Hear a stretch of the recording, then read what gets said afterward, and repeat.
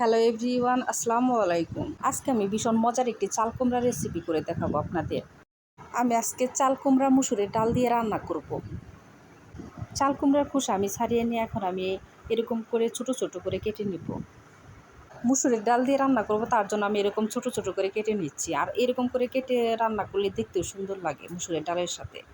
এই চাল কুমড়া মুসুরের ডাল দিয়ে রান্না করলে তেমন একটা মশলার প্রয়োজন হয় না, কিন্তু খেতে অনেক মজা হয়। চাল কুমড়া সব আমার কেটে নেওয়া হয়ে গেছে। এখন আমি প্যানের মধ্যে সয়াবিন তেল দিয়ে দিব পেঁয়াজ কুচি। আমি এখন দিয়ে দিব রসুন কুচি। রসুন আর পেঁয়াজ আমি তেলের মধ্যে ভেজে নেব। পেঁয়াজ আমি বেরেস্তার মতো করে ভেজে নিয়েছি, আর আমার পরে উপরে বেরেস্তা দিতে হবে না। তারপর আমি কাঁচামরিচ দিয়ে ভেজে নিয়ে দিয়ে দিব 2 চামচ আদা রসুন বাটা। আদা রসুন তেলের মধ্যে ভেজে নিয়ে এখন আমি মুসুরের ডাল দিয়ে দিব। পেঁয়াজ কিন্তু অবশ্যই বেরেস্তার মতো করে ভেজে নেবেন, তাহলে দেখবেন যে মুসুরের ডাল দিয়ে চাল কুমড়া রান্নাটা কত মজা হয়। এখন আমি দিয়ে দিব স্বাদ মতো লবণ, হাফ চা চামচ জিরার গুঁড়া, আর হাফ চা চামচ ধনিয়ার গুঁড়া, আর সামান্য একটু শুকনো মরিচের গুঁড়া দিব আমি। মশলা আমি ডালের সাথে মিশিয়ে নিয়ে এখন আমি দিয়ে দিব সামান্য একটু পানি। এখন আমি চুলার জাল কমিয়ে দিয়ে ঢাকনাটা ঢেকে কষিয়ে নেব। আর এই চাল কুমড়া মুসুরের ডাল দিয়ে রান্নার মধ্যে আপনারা চাইলে শুকনো মরিচের গুঁড়া নাও দিতে পারেন, শুধু কাঁচামরিচ দিয়েও রান্না করতে পারবেন।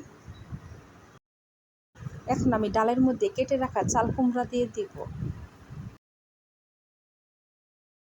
চাল কুমড়া ডাল আর মশলার সাথে মিশিয়ে নেব। চাল কুমড়া মশলার সাথে মিশিয়ে নিয়ে এখন আমি ঢাকনাটা ঢেকে দেব। 5 মিনিট পর আমি ঢাকনা উঠিয়ে নিয়েছি। দেখেন ডাল আর চাল কুমড়া সেদ্ধ হয়ে গেছে। এখন আমি দিয়ে দিব পরিমাণ মতো পানি। যেহেতু আমি এটা বোনা বোনা করব, তার জন্য বেশি পানি দিব না, ঠিক এইটুকুই পানি। এখন আমি ঢাকনাটা ঢেকে চাল কুমড়া রান্না করে নেব।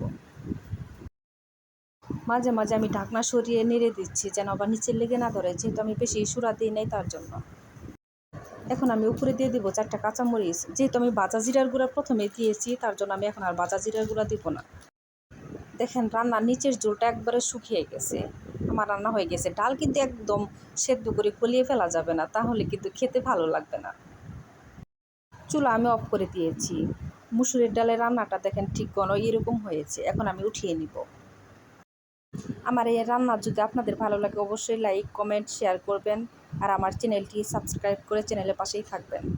আমি একটু উপরে বেরেস্তা দিয়ে দিচ্ছি যেন একটু দেখতে সুন্দর লাগে, তার জন্য। সবাই ভালো থাকবেন। আল্লাহ হাফেজ।